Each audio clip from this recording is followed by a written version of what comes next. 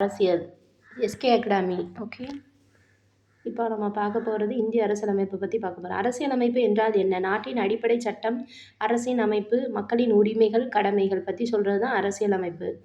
அதுக்கப்புறம் அரசியலமைப்பின் முக்கியத்துவம் வந்து என்னென்னா, அரசின் அதிகாரங்களை கட்டுப்படுத்தும், உரிமைகளை பாதுகாக்கும், ஜனநாயகத்தை நிலைநாட்டும். அடுத்தது என்ன, அரசியலமைப்பு ஏற்றுக்கொள்ளப்பட்ட நாள் வந்து என்னென்னா 26 நவம்பர் 1949. அமலுக்கு வந்த நாள் வந்து என்னென்னா 26 ஜனவரி 1950. டாக்டர் வந்து பிஆர் அம்பேத்கர் கொண்டு வந்திருக்காரு இதை.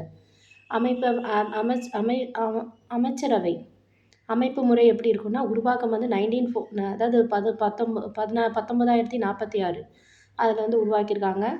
1946 தலைவர் வந்து ராஜேந்திர பிரசாத். துணைத் தலைவர் வந்து யாருன்னா ஹச்சி முகர்ஜி. அதுக்கப்புறம் அரசியலமைப்பின் ஆதாரங்கள் யூகேலேருந்து என்ன படுத்துவாங்கன்னா நாடாளுமன்ற முறை, யூஎஸ்ஏலேருந்து அடிப்படை உரிமைகள், அயர்லாண்ட்லேருந்து டிபிஎஸ்பி. அதுக்கப்புறம் நீளமான அரசியலமைப்புன்னு சொல்கிறது இது. எழுத்துப்பூர்வமான அரசியலமைப்பு 395 கட்டுரைகள் இருக்குது, 8 அட்டவணைகள் இருக்குது.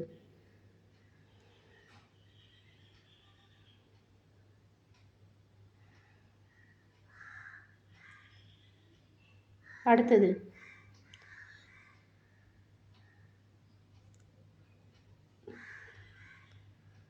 தற்போது எத்தனை இருக்குன்னா 450+ கட்டுரைகள் இருக்குது, 25 பகுதிகள் இருக்குது, 12 அட்டவணைகள் இருக்குது. அடுத்து முன்னுரிமை மதிப்புகள் வந்து சாவர்ஜன், சோஷியலிஸ்ட், செக்குலர், டெமோக்ராட்டிக், ரீபப்ளிக். இது வந்து அடிக்கடி கேட்கக்கூடியது.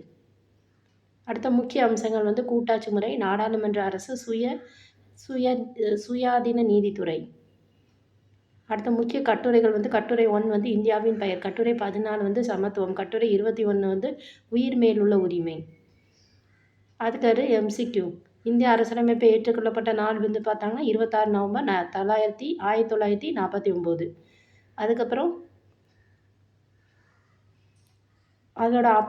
அதோட தந்தை என அழைக்கப்படுபவர் யாருன்னா டாக்டர் அம்பேத்கர். நன்றி.